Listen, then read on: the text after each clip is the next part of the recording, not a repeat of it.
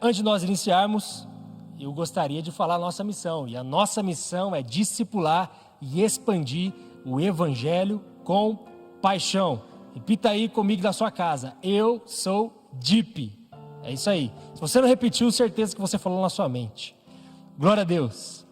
Bom, o tema desta noite é momentos decisivos. Muitas pessoas já, inclusive você, óbvio, já teve momentos decisivos na vida. Momentos decisivos de você decidir algo. Momentos decisivos de você passar por algo.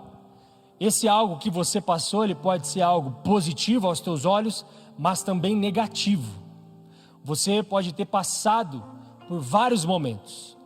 E numa situação onde nós estamos vivendo hoje como igreja, como sociedade, como brasileiros e como humanidade, nós estamos vivendo um momento. Mas eu não sei nesses dias o que passou na sua cabeça, só você e Deus sabem. O que passou no seu coração. E durante esta semana você ouviu muito sobre o quanto que você precisa aumentar a sua fé. De você crer que Deus está no controle e que Deus não te deu o espírito de medo. E é interessante sobre isso, é que grandes homens e mulheres na história da humanidade, e obviamente na história da igreja e na história da Bíblia, tiveram momentos decisivos. Se você olhar, nós poderíamos ficar aqui a live inteira, o nosso culto inteiro, falando sobre grandes homens e mulheres que tiveram momentos decisivos na Bíblia. E aliás disso, nós também poderíamos falar sobre homens e mulheres que tiveram momentos decisivos na história da humanidade. Você mesmo pode conhecer alguém que teve um momento decisivo e que este momento decisivo desta pessoa, você aprendeu muito. Então nós temos uma certa bagagem de uma boa conversa, na verdade, para falar sobre momentos decisivos, independente da sua idade. Mas veja, eu gostaria de me atentar sobre a história de uma mulher. Uma mulher que fez uma diferença gigantesca e que passou por perigo de morte. Eu vou te mostrar isso. O quanto que a decisão dela em um momento decisivo salvou o povo dela. E nós estamos falando, ou melhor, eu estou falando sobre Esther. Esther, órfã, criada pelo seu primo Mardoqueu. Esther, para resumir a história, Esther ela é escolhida a rainha. E o interessante é que mesmo em a sua vida de rainha, ainda assim ela tinha algumas coisas que deveriam ser de sua responsabilidade. E olha só como que é interessante. Esther é escolhida rainha e ela fica sabendo em determinado momento de um plano de matar os judeus, o seu povo. Olha só, eu gostaria que você pudesse abrir a sua Bíblia, lá em Esther capítulo 3. Vou te dar esse tempo. Aquela é minha água. Esther capítulo 3, eu vou ler com você do versículo 1 ao 6, tá bom? O texto diz assim, no Esther 3, de 1 a 6. Algum tempo depois, o rei Xerxes promoveu Amã, filho de Hamedata, o Agagita, e lhe deu posição de autoridade sobre todos os nobres do império. Quando Amã passava, todos os oficiais do palácio real se curvavam diante dele para lhe demonstrar respeito, pois o rei assim havia ordenado. Mardoqueu, porém, não se curvava diante dele para lhe demonstrar respeito. Então os oficiais do palácio real perguntaram a Mardoqueu: por que você desobedece à ordem do rei? Todos os dias lhe diziam isso, mas, ainda assim, ele não dava ouvidos. Então contaram tudo a Amã para ver se ele iria tolerar a conduta de Mardoqueu, pois Mardoqueu lhes tinha dito que era judeu. Quando Amã viu que Mardoqueu não se curvava para lhe demonstrar respeito, ficou furioso. Foi informado da nacionalidade de Mardoqueu e decidiu que não bastava matar somente a ele. Em vez disso, procurou um modo de destruir todos os judeus, o povo de Mardoqueu, do império de Xerxes. Estamos em uma situação de morte literal. E quando a gente continua toda a história de Esther, essa estratégia de Amã chega aos ouvidos de Esther justamente através de Mardoqueu. Mardoqueu fica sabendo disso, há um desespero, os próprios judeus ficaram sabendo disso, houve um medo, houve um desespero, e Esther também fica sabendo. Então, o interessante é que Esther tinha apenas uma estratégia, e a estratégia de Esther era falar com o rei. Era o único que poderia parar qualquer ideia de Amã. Só que olha como que isso não seria fácil. Em Esther 4, 10 a 11 fala assim, então Esther mandou Hataque dizer a Mardoqueu: todos os oficiais do rei e até mesmo o povo das províncias sabem que qualquer pessoa que se apresentar diante do rei no pátio interno sem ter sido convidada está condenada a morrer, a menos que o rei lhe estenda seu cetro de ouro. Além do mais, há 30 dias o rei não me chama à sua presença. Olha o grande obstáculo que Esther tinha para falar com o rei. E além de todo o obstáculo que ela tinha, mesmo sendo rainha, ela não poderia de uma hora para outra falar assim, eu vou conversar com o rei hoje, eu vou lá. Ela não poderia ter esse tipo de pensamento. Olha a dificuldade que ela estava passando. E além disso, aos nossos olhos, para piorar a situação, fazia 30 dias que ela não tinha nenhum contato com o rei. Era um rei e uma rainha. Agora pensa você, se você é como eu, um homem, uma mulher casada, você ficar 30 dias sem ficar próximo do seu marido, 30 dias sem ficar próximo da sua esposa, a saudade ela bate, você quer ficar próximo dela, você quer ouvir a voz do seu marido. E aqui havia já 30 dias que o rei não chamava Esther até a sua presença. E interessante é que o que Esther ela visualiza é o perigo de morte e a dificuldade. Uma coisa que é importante que eu gostaria de te falar é que nesse tempo você também pode ver apenas dificuldades e obstáculos. Dificuldades de achar um caminho para resolver perigos de morte. Achar um caminho para que o seu coração venha estar em paz em Deus. Porque aqui, Esther poderia se motivar e falar assim, não, eu preciso ir lá, porque o meu povo, ele está em perigo de morte, alguém quer matar todo o meu povo, quer prender e matar o Mardoqueu, eu preciso fazer alguma coisa, então eu vou lá. Não, a primeira coisa que Esther pensa é justamente o que nós vemos aqui em Esther 4, de 10 a 11. E é óbvio, Esther é um ser humano, uma mulher comum. E aí ela vê primeiro um obstáculo para ela se achegar ao rei e para fazer algo diante disso, para realmente acabar com essa ideia de Amã. Mas, e aí, Mardoqueu tem uma resposta para ela, e esta resposta é para a sua vida hoje. Esther 4, 13 e 14 diz o seguinte: Mardoqueu enviou esta resposta a Esther: não pense que por estar no palácio você escapará quando todos os outros judeus forem mortos, porque Esther também era judia.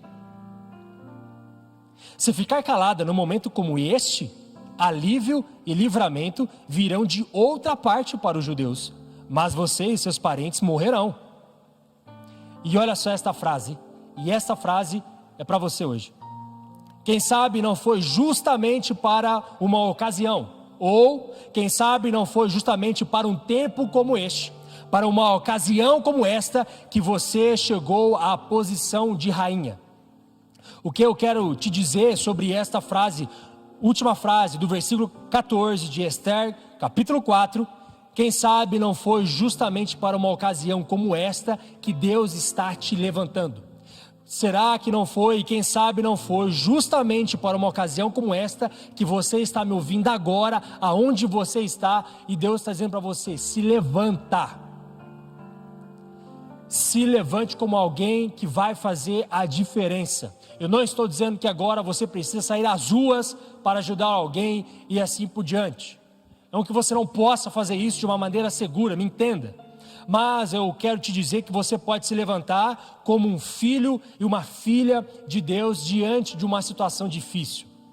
E aí, veja bem, Esther tem uma resposta que com certeza absoluta Deus espera de mim e de você.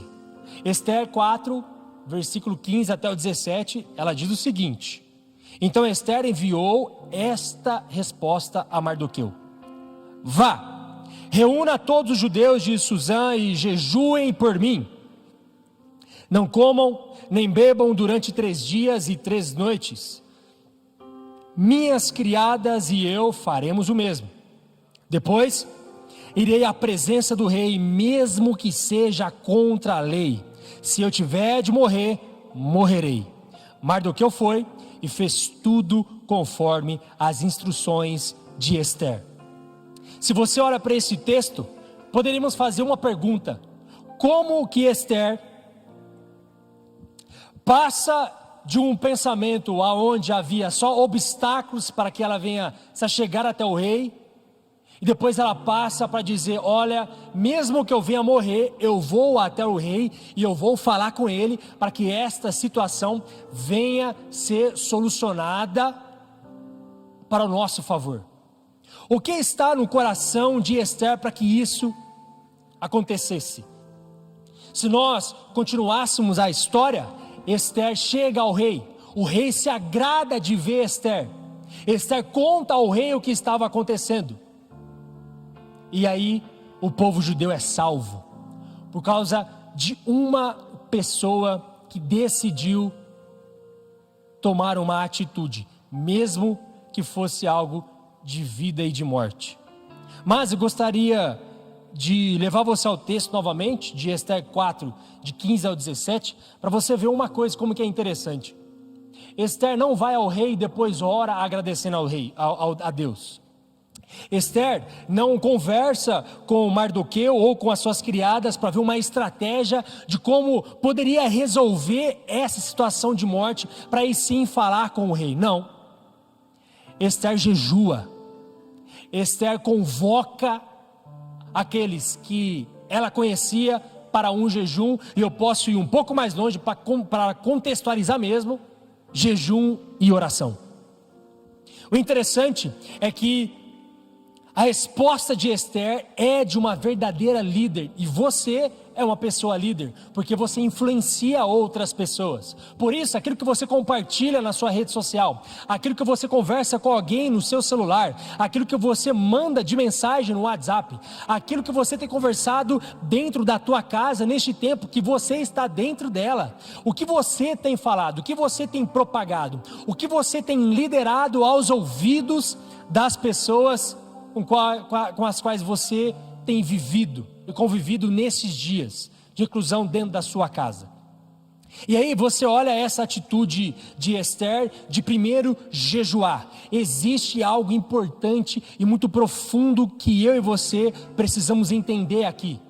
Não existe nenhum tipo de batalha ganha se não for primeiro com os joelhos no chão. Por isso, neste tempo e nesta hora, foi por isso que você está nesta geração, foi por isso que Deus te escolheu, para você ser uma pessoa que ama a vida da oração, que ama essa prática de jejum da forma que o Espírito Santo te conduzir. Você precisa entender de uma vez por todas que a mentalidade de Esther precisa estar em nossa mentalidade através do Espírito Santo, no sentido de que, independente do que aconteça, se eu vou morrer ou não, eu preciso seguir um alvo claro, eu preciso continuar com aquilo que Deus colocou dentro do meu coração, eu preciso entender que há uma identidade de filho em minha vida, aquilo que a palavra diz é isso que eu sou, aquilo que a palavra diz que ela está me protegendo, então eu tenho a proteção da palavra de Deus sobre a minha vida. Mas existe o antes, e o antes é você ser dependente do Espírito Santo. E Esther foi essa pessoa. Agora, qual é o nosso papel diante disso tudo? Precisamos entender que todos somos parte do que Deus está fazendo em nosso mundo. E eu não estou dizendo sobre pragas, sobre vírus, sobre doença. Muito pelo contrário. Mas nenhum de nós carrega tudo sozinho. Por isso que como igreja, você da sua casa, as pessoas que estão aí na live agora, no nosso YouTube, no Facebook, todo mundo que está assistindo agora, você que está na sua casa, com alguém que está ao seu lado, você não está sozinho. Nós somos como igreja, com uma igreja poderosa nas mãos de um Deus poderoso e uma igreja que intercede. É uma igreja que ora. Nós não podemos nos conformar com o que está acontecendo no nosso país, o que está acontecendo no mundo. Nós, como igreja, nós temos a palavra poderosa. Não há nada em nós, não há nada em você que pode transformar algo, mas pelo poder do Espírito Santo, Deus quer te usar, mesmo aí da tua casa, para transformar a vida das pessoas. A questão principal é, hoje nós precisamos entender o quanto que ser igreja não é só em um prédio. Ser igreja é onde você colocar as plantas dos seus pés. É justamente nesta hora que nós precisamos entender o quanto que a vida de um discípulo e de uma discípula de Jesus Cristo faz tanta diferença em todas as áreas da vida dele e dela. Veja bem, olha e para pensar o que está acontecendo nesse tempo que você vai ficar recluso dentro da sua casa.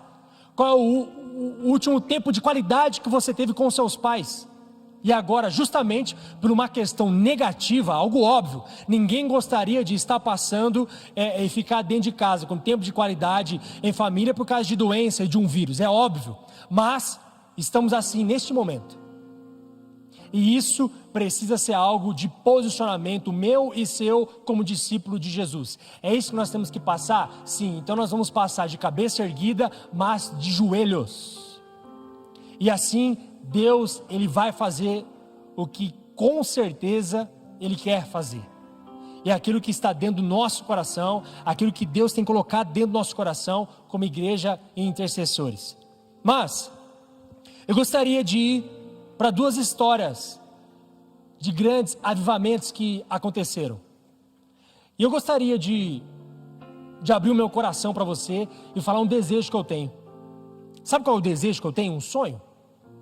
Que os estabelecimentos, fábricas fecharão novamente. Estranho isso, né? Eu vou te explicar. Mas não é por causa de um vírus, de uma guerra, mas como nos tempos de Charles Finney. Não para ficarmos apreensivos sobre emprego, não para que nós vamos ficar com medo se amanhã nós vamos ter algo para comer. Não é nesse sentido que eu estou dizendo para você. Mas a história conta que por volta em meados de 1830 e 1831, durante seus encontros em Rochester, em Nova York, lojas fecharam e donos de estabelecimentos colocaram avisos em suas portas, alertando as pessoas a comparecerem nos encontros de Finney. A criminalidade na cidade também caiu em 2/3 durante este período. Avivamento. Não vai mais haver o fechamento de estabelecimentos por outra coisa, a não ser porque as pessoas estão indo para a igreja, porque querem receber a vida de Deus, estão se arrependendo dos pecados.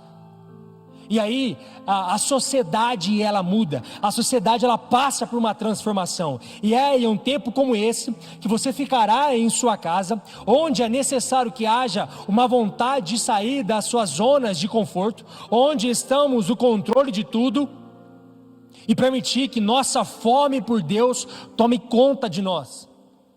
Porque quando as coisas saem do nosso controle, há um desespero, há uma insegurança, há um medo. Mas quando você coloca tudo nas mãos de Deus, isso muda. E o diabo e o inimigo, ele quer transformar isso. Sabe por quê? O inimigo tem uma cópia pirata para qualquer coisa que tenha valor. Eu quero dizer para você que você tem valor para Deus. A sua família tem valor para Deus. E para finalizar, o avivamento do país de Gales em meados de 1904 e 1905 foi marcado por conversões em massa e uma transformação social significante.